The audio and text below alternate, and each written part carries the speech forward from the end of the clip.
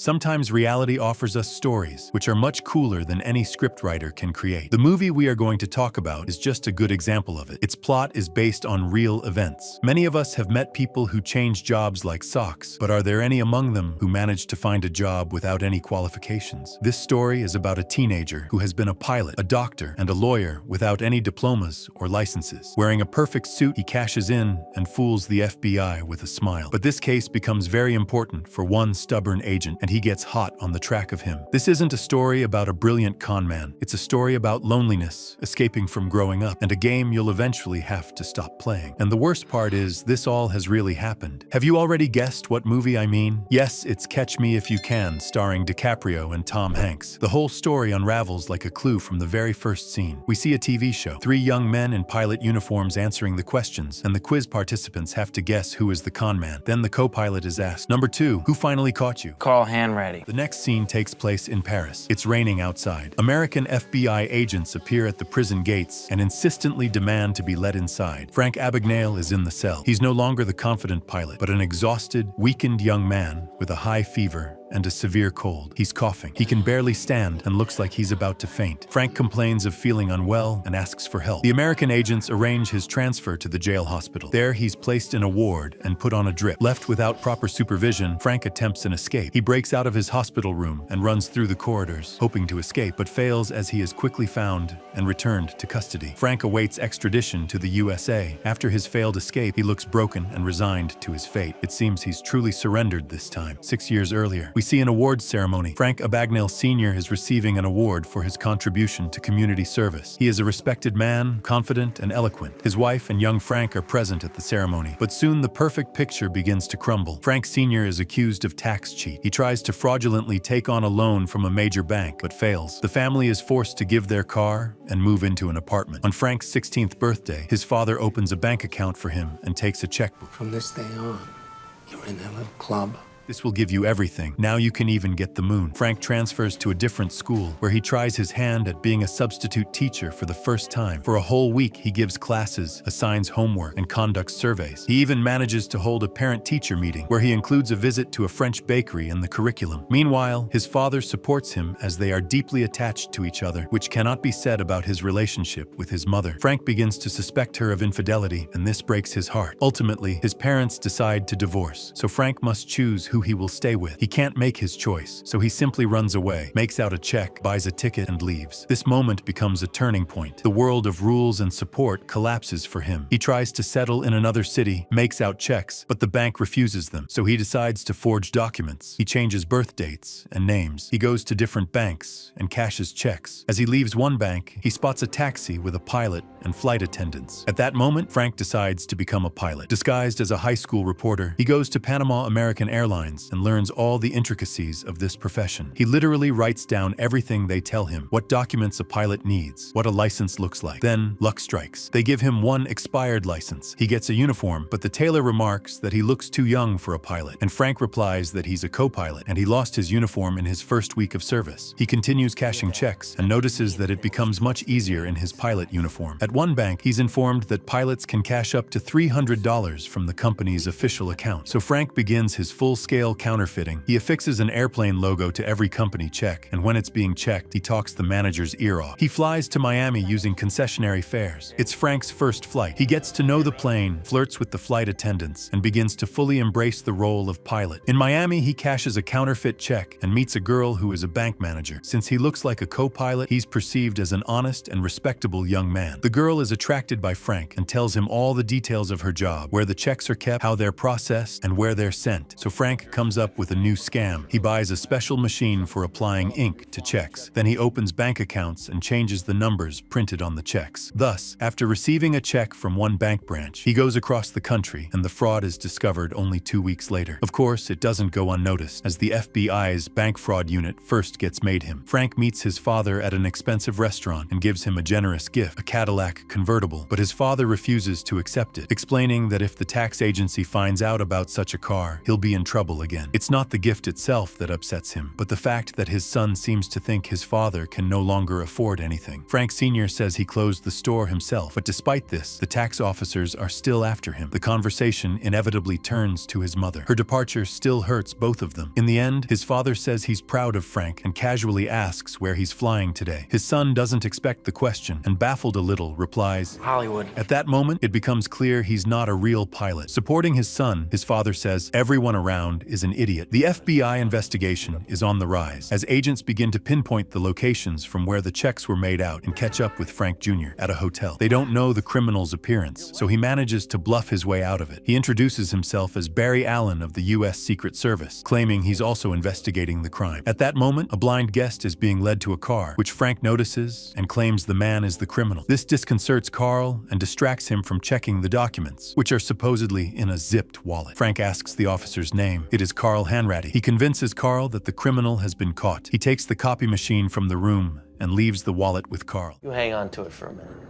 I trust you. A couple of minutes later, Carl decides to look at the documents, but of course, they turn out to be fake. During this time, Frank manages to disappear. Frank's fame spreads like wildfire. He continues interviewing the Panama airport employee and learns that the real newspapers have started writing about the free flyer and that the exact airlines he uses have been revealed. Unbeknownst to him, the Panama airport employee gives Frank a new idea. He calls the free flyer a celestial James Bond, and Frank goes to the cinema. After the movie, he adopts the character, buying expensive suits and a car exactly like the one in the film. The young man changes his role from pilot to Don Juan. At a hotel, he spends the night with the bank operator who told him about the work of the banking system that time. In the morning, Frank calls Carl again, posing as Barry Allen. Frank says he'd like to apologize for what happened in Los Angeles. They start talking, and it seems that some emotional connection is developing. Carl wants to catch Frank. Carl asks how Frank knew he wouldn't look in his wallet. Frank replies with a phrase he heard from his father when he was pretending to be his driver. The same reason the Yankees always win.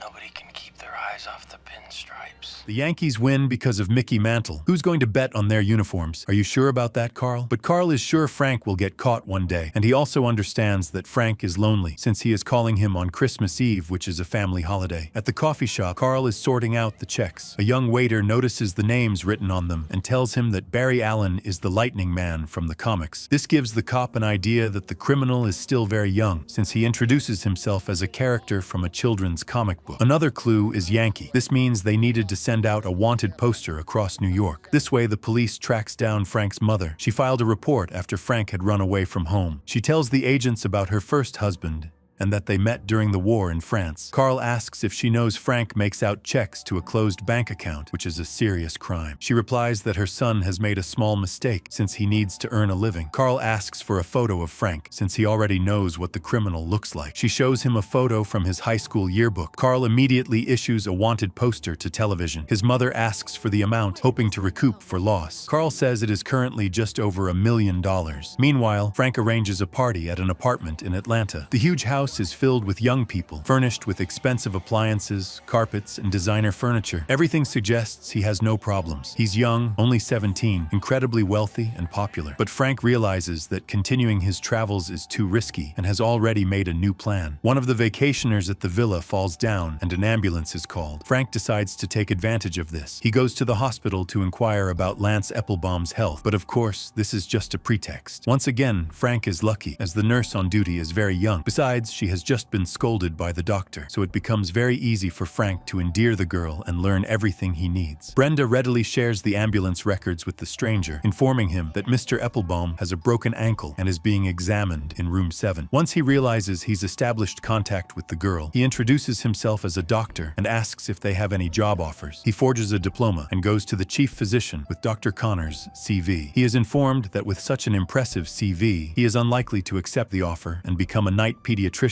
in the children's department. Frank, as if doing a favor, stipulates that he will be responsible for selecting his own staff. He is given a private office, and in his free time, he watches medical films. Frank becomes close with Brenda, and all is going good until a boy with an open fracture is brought into the emergency room. The sight of blood makes Frank sick. The FBI finds out where Frank Sr. lives and meets him. The father begins to cover for his son, making up a story about the U.S. Marines. Carl realizes he is being deceived and plans to leave his number in case Frank Sr. decides to tell anything everything else. That's how he finds letters from the son to his father on the desk. They contain the address of Frank Jr.'s current location. The FBI immediately heads to the villa. Meanwhile, Brenda tells Frank about her conflict with her parents. The hero offers to resolve the dispute by marrying her. The villa is empty, as Frank and Brenda have gone to her parents' house. At a family dinner, the young doctor shares his plans for his future career and unexpectedly announces his desire to practice law again. A doctor and a lawyer all rolled into one person impresses Brenda's parents. But the girl's father begins to suspect the young man and peppers him with questions. Frank manages to bluff his way out of it. However, in a private conversation, the father openly asks Frank who he really is and why he needs his daughter. Frank admits he's a fake pilot, a fake doctor, and a fake lawyer, but claims he loves Brenda. The father dismisses his words, calling him a romantic. Anyway, Frank manages to gain the father's favor and thanks to him, gets a job as an assistant prosecutor. This time, he prepares for the exam himself and passes. Now the young man's free time is occupied by films about lawyers. He likes Brenda's family, watching family TV shows in the evenings and having cozy dinners. It reminds him of his own family, back when his parents were together. After some time, Frank decides to meet his father. Nothing has changed in his life as he's still fighting with the tax department. The son invites him to the wedding, telling him that there is nothing to worry about anymore and promising to return everything: the jewelry, the furs, and his status. Frank Jr. enthusiastically talks about his old life, saying he'll invite his mother to the wedding and that this is a great chance to win her back. His father informs him that his mother is happily married to his friend and that it's all over. His father also reveals that the FBI visited his mother and that she showed them his photo, but anyway, Frank Sr. is proud of his son. They're never gonna catch you, Frank. The father understands that his son won't stop, as Frank has got stuck in his lies so much that he can't just finish it. On Christmas Eve, Frank calls Carl again, saying he's tired and wants to quit. He announces his wedding. He asks for a truce, but Carl isn't ready to make peace, as catching such a great criminal is too important. By this point, Frank has stolen almost $5 million.